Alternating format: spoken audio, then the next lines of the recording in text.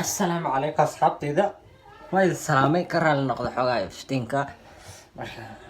ها أصحابتي ذا وايد السلامي إن hadduu qof waxa idin sheegaya maanta macnaha waxay ka wadaan ama dadka Soomaalida ay badi isticmaalaan ay tahay macnaheedu tahay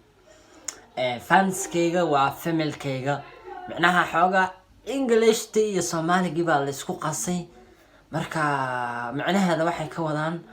dadka saas dhaha badi ama arrimaheena kamid ah walaalkayga aad u salaamaya aad ku taageera usii shaar garaya muuqaalka ha gaaro wuxuu ka wadaa badi wuu isticmaalaa laakiin aniga waxa jira hooyooyin fara badan oo aan garanaynin macnaha ay ka wado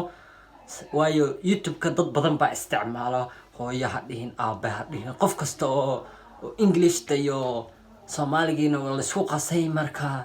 dadka si fiican ma fahmayaan laakiin fanskayga waa familkayga waxay ka wadaan ama uu ka wadaa qofkaasi taageerayaashayda waa qoyskayga macnaheedu tahay marka asxaabtayda aad baa idin salaamaya fadlan haddaad channelka ku cusub tahay subscribe saar gambaleel kala furo markasta saa oo la socoto muuqaal xiiso leh ama kala duwan dhowr nooc